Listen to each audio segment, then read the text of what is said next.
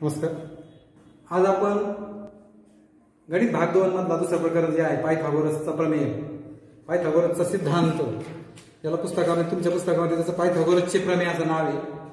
आपण या प्रकरणाला सुरुवात करणार आहोत. या प्रकरणामध्ये आपण पायथागोरसचा प्रमेय म्हणजे काय, पायथागोरसच्या प्रमेयामध्ये काय सांगितलेलं आहे, त्याचा व्यत्यास 30 60 90 अंशाचा प्रमेय, 45 45 90चा प्रमेय, पायथागोरसचा त्रिकूट, अपूर्णेचा प्रमेय, असं बरेचसे भाग आपण यामध्ये पाहणार आहोत. सुरुवातीला आपण पायथागोरसचा प्रमेय काय आहे तो पाहूयात.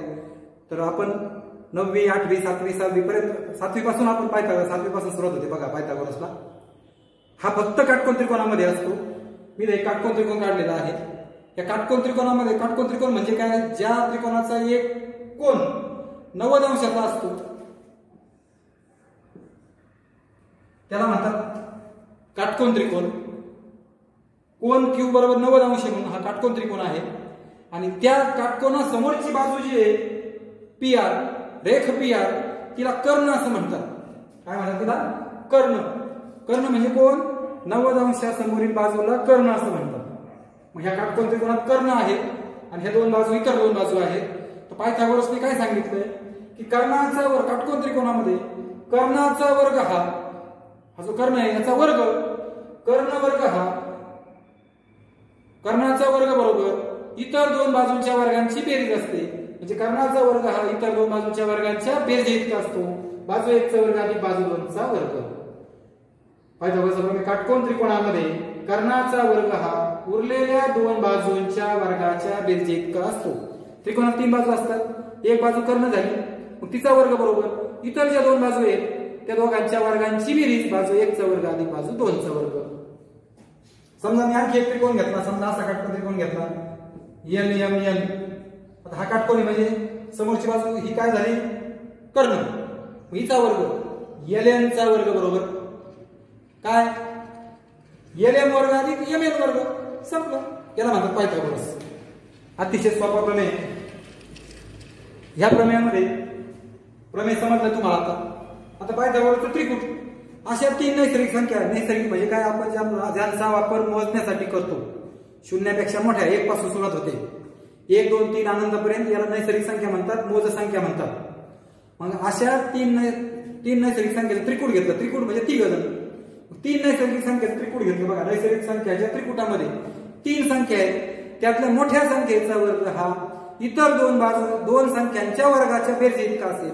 मोठ्या संख्येचा वर्ग हा इतर दोन संख्यांच्या वर्गांच्या बेरजे इतका असेल तर त्या त्रिकुटाला पायथागोरसचं त्रिकूट असे म्हणतात. मी एक उदाहरण घेतो बघा. 10 11 60 आणि 61 या 3 संख्या आहेत. हे पायथागोरसचं त्रिकूट आहे का नाही चेक करू आपण. पुढे तुम्हाला प्रश्न येणार आहे, तुम्ही असंच चेक करणार आहात. मी तिघांना काय नाव दिलं? ABC. बघा, A बरोबर 11, B बरोबर 60 आणि C बरोबर 61. आता मी तिघांचे पण वर्ग करतो. बघा, A चा वर्ग 11 चा वर्ग, याची किंमत 11 घेतली. 11 चा वर्ग म्हणजे 2 दा गुणाकार, 11 गुणिले 11 121. B चा वर्ग, B म्हणजे 60 आहे, 60 चा वर्ग 60 गुणिले 60 3600. C चा वर्ग म्हणजे 61 चा वर्ग, 61 गुणिले 61 3721. आता 121 3600 आणि 3721 यातली मोठी संख्या ही आहे. ह्या दोन लहान संख्या आहेत. मग ह्या दोन इकडे यायचं बघायचं. A चा स्क्वेअर आणि B चा स्क्वेअर, A चा वर्ग आणि B चा वर्ग. मग या दोघांची बेरीज करतो बघा. A चा वर्ग अधिक B चा वर्ग बरोबर A वर्ग किती? 121 आणि B वर्ग 3600. 121 आणि 3600 बरोबर 3721. तिसरा इतका आला की नाही? 3721 म्हणजे कोण आहे? C चा वर्ग. त्याच्या ऐवजी C चा वर्ग, म्हणून A वर्ग अधिक B वर्ग बरोबर C चा वर्ग. याला म्हणतात पायथागोरसचं त्रिकूट. पायथागोरसचं त्रिकूट तुम्हाला बघितलं उत्तर लिहिणार. म्हणून 11 60 61 हे पायथागोरसचे त्रिकूट आहे. बस कळलं का? पायथागोरसचं त्रिकूट कसं दाखवायचं? तिघांचे वर्ग करायचे, लहान दोघांची काय करायची? 2 वर्गांची बेरीज करायची. बरोबर तिसऱ्या इतकं आलं मग असं लिहायचं आणि म्हणायचं हे पायथागोरसचं त्रिकूट आहे. समजा हे तिसऱ्या इतकं नसतं आलं, 3720 आलं असतं, इथे 21 आहे, मग सारखं आहे का नाही? मग इथं उभी रे बोलली असती आणि म्हणलं असतं हे पायथागोरसचं त्रिकूट नाही म्हटलं असतं. कळलं का नाही? नाही आलं तर टेन्शन घ्यायचं नाही. याचा अर्थ आपण बेरीज चुकायची नाही. नाही आलं तर बरोबर नाही म्हणायचं, इथं उभी रेघोडायची ते उभी रेघोडायची, आणि आहेला काय म्हणायचं, पायथागोरसचं त्रिकोण नाही आलं तर. हे जे ना ए चा वर्ग अधिक बी चा वर्ग, ए वर्ग वजा बी वर्ग आणि 2ab, ह्याच्या 3 संख्या 1 2 आणि 3, हे पायथागोरस त्रिकोणाचं सामान्य रूप आहे, स्टँडर्ड. तुम्ही याच्या जर किमती भरल्या ना, ए मोठा घ्यायचा बी पेक्षा, आणि ए आणि बी च्या 2 किमती घ्या. बघा बरं, तुम्ही ए ची किंमत 5 घेतली आणि बी ची किंमत 3 घेतली. ए चा वर्ग म्हणजे 5 चा वर्ग किती 25, बी चा वर्ग म्हणजे 3 चा वर्ग किती 9, 34 आलं. हे बघा पहिली संख्या. ए चा वर्ग 25 वजा बी चा वर्ग 9, 16 आली दुसरी संख्या. 2 गुणिले ए किती आहे 5 आणि बी किती आहे 3, 2 पंचे 10 आणि 10 किती 30. 100% तुम्ही चेक करून बघा असं. हे ती पायथागोरसचं त्रिकोण आहे का नाही, असणारच. मग तुम्ही ह्या सूत्राच्या साहाय्याने अनेक पायथागोरसचे त्रिकोण शोधून काढू शकता. आता आपल्याला पाहिजे 30 अंश 60 अंश 90 अंशाचा प्रमेय आणि 45 अंश 45 अंश 90 अंशाचा प्रमेय. 30 60 90 चा प्रमेय काय सांगतो, जर त्रिकोणामध्ये त्रिकोणाची कोन जे आहेत अनुक्रमे 90 30 आणि 60 अंश असतील, त्रिकोणाचे तिन्ही कोन, मापकोन बी 90, मापकोन सी 30 आणि मापकोन ए 60, म्हणून त्रिकोण एबीसी हा 30 60 90 चा त्रिकोण आहे. कळलं का?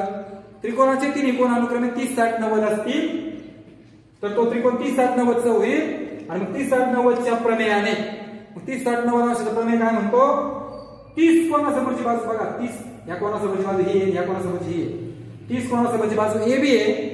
30 अंश कोणासमोरची बाजू जी असते ती कर्णाच्या निम्मी असते, 1/2 गुणिले कर्ण.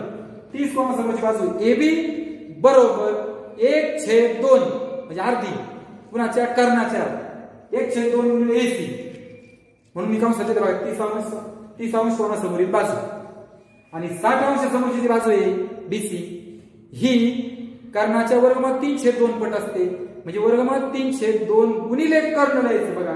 बीसी बरोबर वर्गमूळ 3/2 गुणिले कर्ण एसी 60 अंश कोणासमोरील बाजू. कारण लिहिताना मी इथं लिहिलं बघा 30 अंश 60 अंश 90 अंशाच्या प्रमेयाने.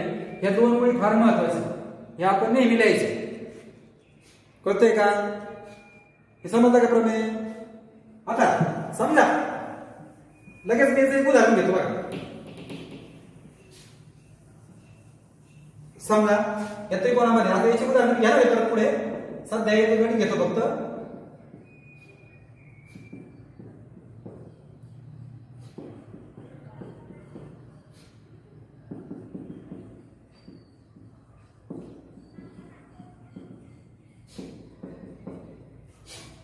पी क्यू व क्यू आर काढा म्हणतात बघा बरं का. त्रिकोण पी क्यू आर मध्ये मापकोन पी 30 अंश, मापकोन आर 60 अंश, मापकोन क्यू 90 अंश, म्हणून त्रिकोण पी क्यू आर हा 30 अंश 60 अंश 90 अंशाचा त्रिकोण आहे. मग 30 अंश 60 अंश 90 अंशाच्या बघा बरं का मी काय केलं, पी क्यू आर मध्ये पी 90 सॉरी पी किती आहे 30 अंश, क्यू किती आहे 60 अंश, आर किती आहे 60 आहे, क्यू किती आहे 90, म्हणजे 30 60 90 झाले की नाही, म्हणून त्रिकोण पी क्यू आर 30 60 90 चा त्रिकोण आहे. 30 60 90 च्या प्रमेयाने 30 अंश कोणासमोरची बाजू कोण आहे बघा, क्यू आर 1/2. क्यू आर कशी असते 1/2 आणि गुणिले कर्ण असतो, कर्ण हे पी आर. 30 अंश कोणासमोरील बाजू, हा शॉर्टकट तुमच्यासाठी नाही, माझ्यासाठी. तुम्ही पूर्ण लिहायचं 30 अंश कोणासमोरील बाजू. पी आर माहिती आहे आपल्याला 18.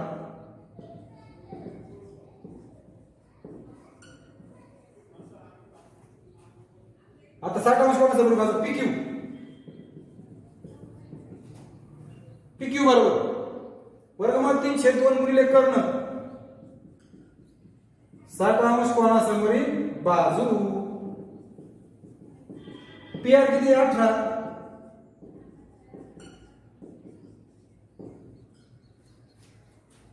किती सोपी गणित आहेत बघा बरं. म्हणजे 30 अंश कोणासमोर क्यू आर बरोबर 1/2 गुणिले कर्ण पी आर 1/2 गुणिले 18 म्हणजे 9 आणि पी क्यू बरोबर वर्गमूळ 3/2 गुणिले कर्ण वर्गमुळात 3/2 गुणिले 18 9 18 9 वर्गमुळात 3. अशा पद्धतीने आपण याच्यावरची गणित सोडू शकतो. आता 45 45 90 चा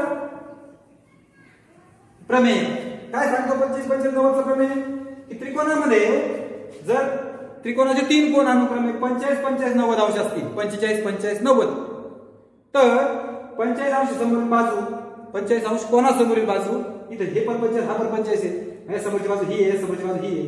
PQ आणि QR दोघं सारखे असणार, कारण दोघंही 45 समोरचे. का बरं दोघं सारखे? ज्या त्रिकोणाचे 2 कोन एकरूप असतात त्या कोणासमोर बाजू पण एकरूप असतात. समद्विभुज त्रिकोणाच्या प्रमेयाचा व्यत्यास आहे हा. समद्विभुज त्रिकोणाच्या प्रमेयाचा व्यत्यास आहे. आणि 2 बाजू सारखे असतील तर त्या बाजू समोरचे कोन एकरूप असतात. हा समद्विभुज त्रिकोणाचा प्रमेय आहे. का लक्षात? गेल्या वर्षी झालाय का?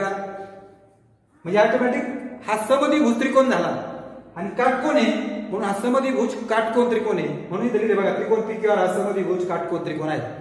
आणि जर समद्विभुज काटकोन त्रिकोण आलं की समजायचा तो 45 45 90 चा त्रिकोण आहे. कळतंय का? काय समजायचं? 45 45 90 चा त्रिकोण PQR हा 45 45 90 चा त्रिकोण आहे. 45 45 45 अंश 45 अंश 90 अंशाच्या प्रमेयाने 45 अंश 45 अंश 45 अंश 45 45 90 अंशाच्या प्रमेयाने काय सांगतो हा प्रमेय? 45 अंश कोणासमोरील बाजू जी असते PQ आणि QR ही कर्णाच्या 1/2 पट असते.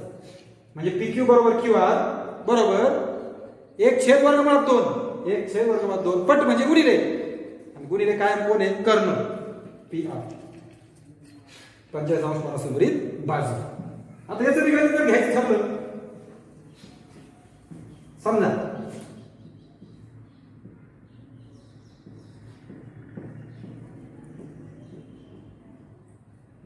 आता बघा, समजा इथे तुम्हाला दिलाय LM व त्रिकोण LMN मध्ये माप कोन M 45, 45 हा माप कोन M किती? 90. हा दिलेलाच नाहीये. तुम्ही जर त्रिकोणात तिन्ही कोणाच्या मापाची बेरीज केली तर 180 असते. 90 आणि 45 135 होईल या दोघांची बेरीज. आणि एकूण 180 असते ना, मग 180 135 गेले तर 45 जातं. म्हणजे हा 45 असणार आहे. उरलेला कोन काय म्हणायचं याला? दिलेला नाही म्हणून उरलेला दिलाय आपण तो. म्हणून त्रिकोण LMN हा इथं त्रिकोण LMN हा समद्विभुज काटकोन त्रिकोण आहे. LMN हा 45 45 90 चा त्रिकोण आहे. असं इथून पुढे असं लिहायचं 45 45 90 च्या प्रमेयाने काय 45 कोणासमोर MN आणि LMN आणि 1/2 गुणिले कर्ण कोण आहे? LN. LN दिलाय 12.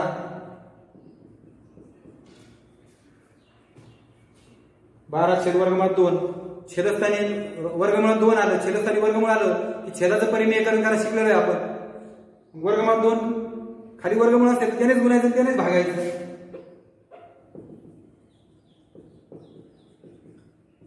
बघा या वर्गमूळ 2 नेच गुणलं त्यानेच भागलं.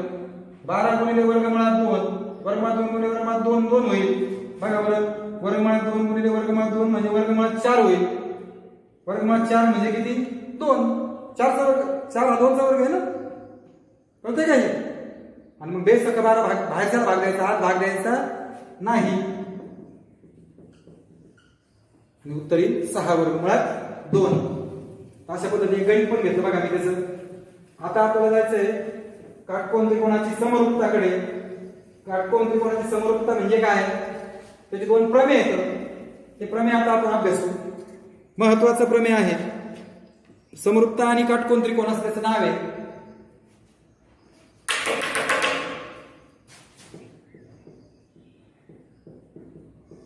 समरूपता व काटकोन त्रिकोण.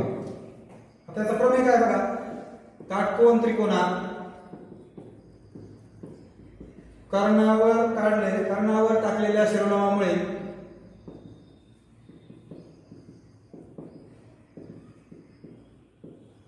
शिरोलंबामुळे जे त्रिकोण तयार होतात ते मूळ काटकोन त्रिकोणाशी व परस्परांशी समरूप असतात.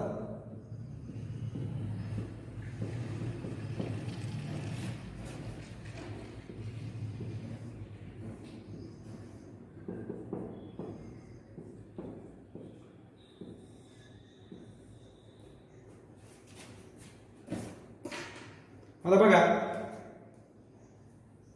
समरूपता व काटकोन त्रिकोण नीट पहा, ही ओळ वाचून घ्या बरं आधी.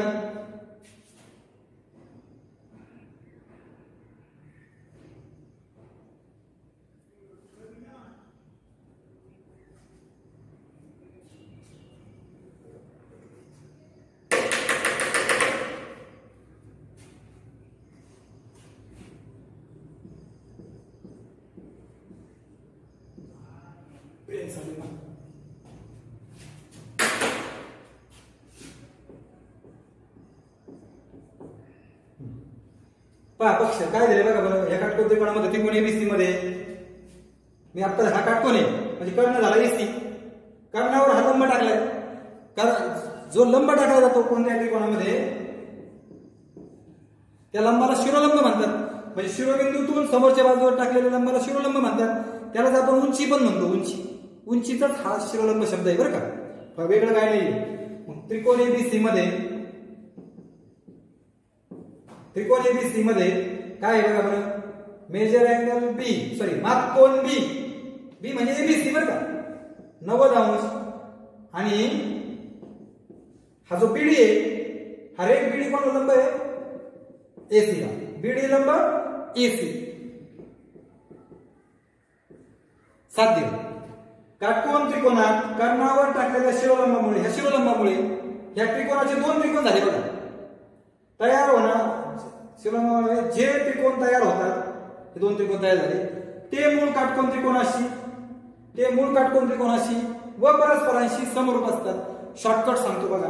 ह्या कर्णावर टाकलेला जो लंब आहे समोरासमोर काटकोन आला बघा. समोरासमोर काटकोन आलं की हा एक त्रिकोण हा मूळचा त्रिकोण, असे तीनही त्रिकोण एकमेकांशी समरूप असतात. याला म्हणतात काटकोन त्रिकोणाची समरूपता. काय कारण देणार पुढे आपण या प्रमेयाला काय म्हणतात, काटकोन त्रिकोणाची समरूपता. म्हणजे इथे आपल्याला तीन त्रिकोण समरूप दाखवायचे, 1 2 आणि हा 3. आता हे लक्षात कसं ठेवायचं बघा. मी याला थिटा म्हणतो. मला सांगा मोठ्या त्रिकोणात हा थिटा आहे, हा 90 आहे.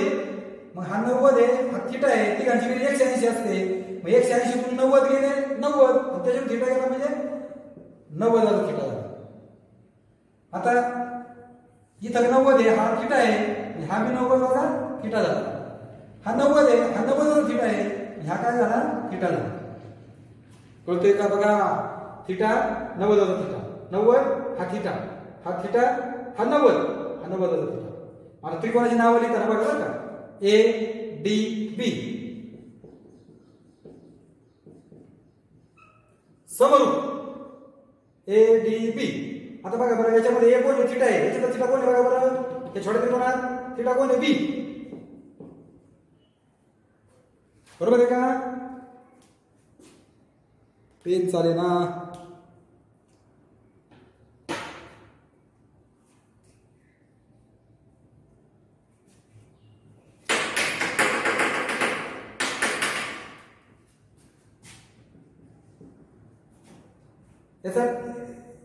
याचा ए कोण आहे थिटा आहे, याचा थिटा कोण आहे बी. संगती एकाची संगती चुकली नाही पाहिजे. आता डी कोण आहे बघा बरं, याचा 90 आहे. मग ह्या त्रिकोणाचा 90 कोण आहे डीच आहे. बी डी सी समरूप. आता मोठा त्रिकोण, बघा बरं का. ए कोण आहे, याचा ए कोण आहे थिटा आहे. मोठ्याचा थिटा कोण आहे बघा मोठ्या त्रिकोणात. या मोठ्या त्रिकोणात थिटा कोण आहे येच आहे. म्हणजे त्रिकोण ए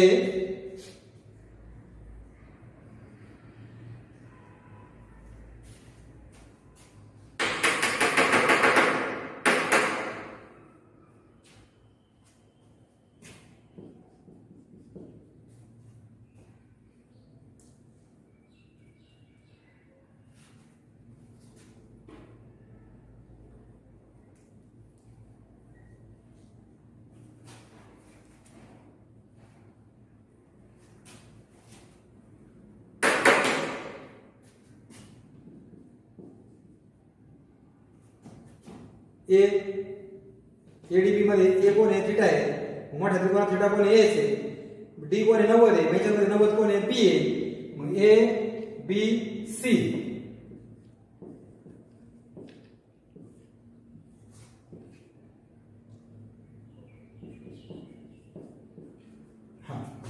आता सिद्ध झाला।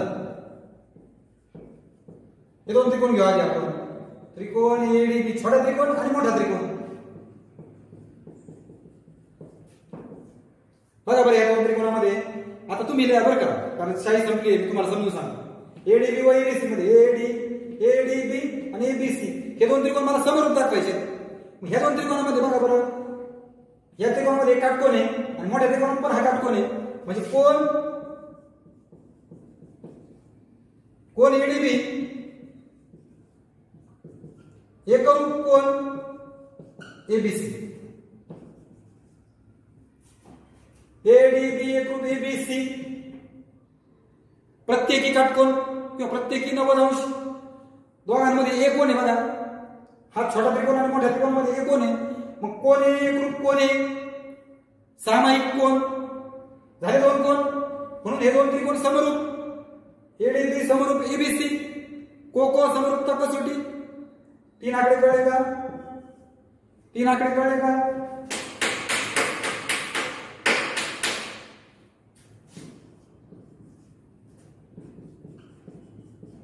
एडीबी समरूप त्रिकोण एबीसी, कोको समरूपता कसोटी। मी हा सिद्धता आहे तुम्हाला मी ग्रुपवर टाकतो, तर समजून घ्या। एडीबी व एबीसी मध्ये एक कोण 90 अंश आहे, एक कोण कॉमन आहे, कॉमन म्हणजे सामायिक, म्हणून दोन त्रिकोण समरूप झाले, कोको समरूपता कसोटी। सेम एडीबी आणि एबीसी झाला तर बीडीसी आणि एबीसी घ्यायचा। त्रिकोण बीडीसी व त्रिकोण एबीसी मध्ये बीडीसी म्हणजे हा, एबीसी म्हणजे हा, कळतंय का? या दोन त्रिकोणामध्ये परत एक कोणी दे काटकोनी दे काटकोनी, म्हणजे कोण बीडीसी एकरूप कोण एबीसी, प्रत्येकी काटकोन, कोण सी एकरूप कोण सी, दोन्हीकडे एक कोण कॉमन आहे, सामायिक कोण, म्हणून सहावा आकडा काही त्रिकोण बीडीसी समरूप त्रिकोण एबीसी हा सहावा आकडा झाला, कोको समरूपता कसोटी। म्हणजे बघा बरं का, हा छोटा आणि मोठा कोको समरूपता, हा छोटा आणि हा मोठा त्रिकोण कोको समरूपता, 6 आकडे झाले 6। तिसरा आकडा काय म्हणतो, हा छोटा त्रिकोण आणि हा मोठा त्रिकोण समरूप आहे। 6वा आकडा काय म्हणतो, हा छोटा आणि हा मोठा समरूप आहे, म्हणून तिसऱ्या आणि 6व्यावरून हा मोठ्याला समरूप आहे, हा पण मोठ्याला समरूप आहे, म्हणजे तिघ एकमेकाला समरूप आहे। मग असं लिहायचं, कारण लिहायचं विधान 3 व 6 वर, काय कारण लिहायचं विधान 3 व 6 वर। ठीक आहे, या ठिकाणी आपण थांबू, धन्यवाद।